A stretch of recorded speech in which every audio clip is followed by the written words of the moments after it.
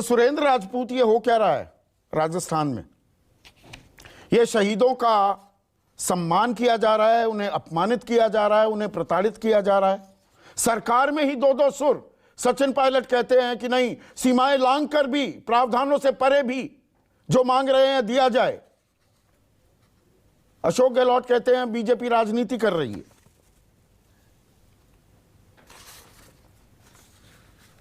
देश के ऊपर जो सर्वोच्च जिन लोगों ने बलिदान किया है उनको हम लोग कुछ नहीं दे सकते, उनसे तो हमने सब कुछ लिया है संदीप भाई। और सच बात यह है कि मुझे अफसोस होता है कि भारतीय जनता पार्टी के लोग जिस तरीके से शहीदों के नाम पर एक तुच्छ, गंदी और निर्लज्ज सियासत कर रहे हैं, उसकी मैं आपको बानीगी सिर्फ बताता हूं। काफी चीजें तो आपने 90% चीजें तो आपने कह दी, आपके बाद कुछ बचता नहीं है कहने के लिए।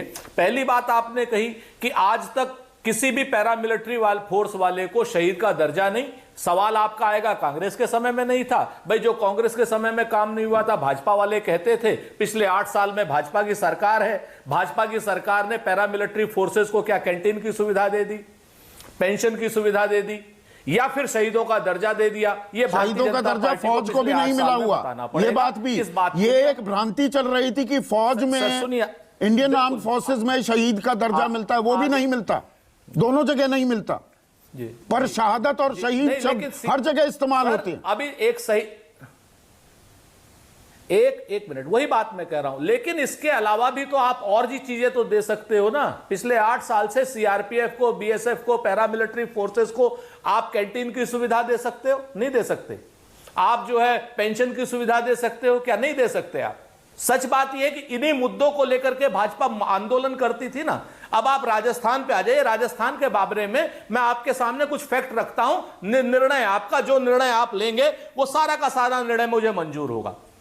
पहली बात, शहीद क्या नाम जो मीणा साहब हैं आपके, हेमराज जी, हेमराज मीणा साहब की 2 मूर्तियां लगी हुई हैं। एक जो आपने कहा कि उनके नाम पर विद्यालय नहीं तो बल्कि महाविद्यालय बनाया उनके नाम पर, उसमें उनकी शहीद हेमराज की प्रतिमा लगी हुई है, जिसमें शहीद की जो वीरांगना थी वो बाकायदा 2 साल पहले शामिल हुई थी उसमें, नंबर 1।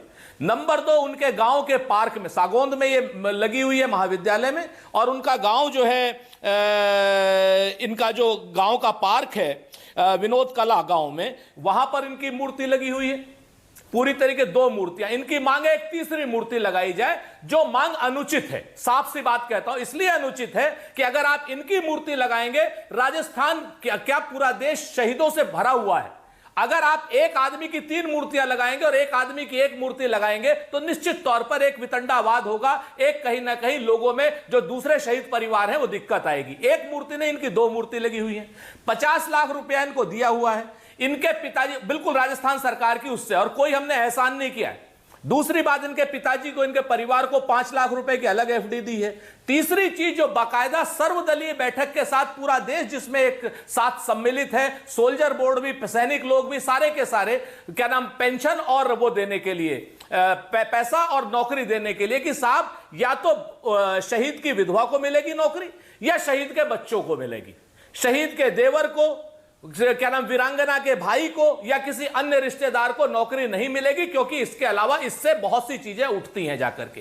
तो फिर एक चीज सुरेंद्र राजपूत तो प्रताप सिंह खाचरियावास, शकुंतला रावत, राजेंद्र गुड़ा इन वीरांगनाओं से मिलते हैं, कहते हैं हाँ हम आपकी मांगे हम मान लेते हैं। तो आपके 3 मंत्री क्यों मान लेते हैं? क्यों सचिन पायलट कहते हैं सीमाएं लांघकर मांगों को पूरा करना होगा, वादे पूरे करने चाहिए, होने चाहिए, वो केंद्र हो या राज्य सरकार हो? ये आपके उप मुख्यमंत्री कह रहे हैं। मैं पूरी बात मैं आपसे सहमति है, भावनाओं के साथ हम भी सहमत हैं। श्री अशोक गहलोत की सरकार ने जिस तरीके से कारगिल पैकेज दिया, पूरे देश में किसी ने नहीं दिया।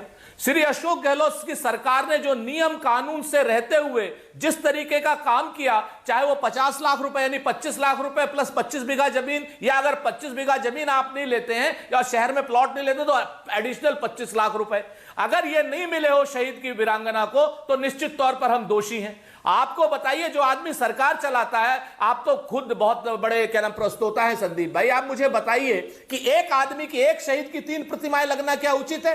और एक शहीद की 1 प्रतिमा उचित नहीं लगता। ये बात आप दोहरा रहे हैं, मेरे सवाल का जवाब नहीं दे रहे। तो आपके 3 मंत्री मिलते हैं, वो मांगे मान लेते हैं, उप मुख्यमंत्री कुछ और कह रहे हैं, गुड कॉप बैड कॉप खेल रहे हैं, ये राजनीति हो रही है कि जो बात आप कह, नहीं, हम कुछ नहीं, एक भाजपा राजनीति कर रही है, गंदी राजनीति कर रही है। भाजपा की गंदी राजनीति को संतुलित करने के लिए अगर सचिन पायलट सहित 3 मंत्री वहां कुछ कहते हैं, लेकिन देश तो संविधान से चलेगा। देश में एक जो सबसे बड़ी बात है, या तो ये कह दें आज कि शहीद परिवार को 2 नौकरियां मिलेंगी, केंद्र सरकार इस चीज को क्लियर कर दे, हम बिल्कुल तैयार है। अशोक गहलोत साहब पूरी तरीके से तैयार है कि शहीदों के परिवार में 1 नहीं 2 नौकरियां जाएंगी, एक वीरांगना के कहने से जाएगी, एक उसके परिवार में जाएगी। हम पूरी तरीके से तैयार हैं। भारतीय जनता पार्टी से पूछ लीजिए कि उत्तर प्रदेश में कौशल किशोर रावत है आगरा का, अगर वो भी पुलवामा में शहीद हुआ है, उसके परिवार को अगर 2 की जगह 1 भी नौकरी इन्होंने दी हो तो बता दें। अभी आज की डेट में वो भी धरने पे बैठा हुआ था परिवार आगरा में 2 साल से, किसी ने उसका कॉग्निजेंस नहीं लिया। हेमराज वाला आपने बता दिया। मैं तो कहता हूं एक पॉलिसी बना लो, 1 की जगह 2 नौकरियां कर दे। अगर जफर इस्लाम साहब नरेंद्र मोदी जी से कह करके शहीद के परिवारों को 2 नौकरियां करते तो हम खुश होंगे। हम पूरी तरीके से तैयार है, एक केंद्र में नौकरी मिल जाए, एक केंद्र सरकार में, एक राज्य सरकार में नौकरी मिल जाए।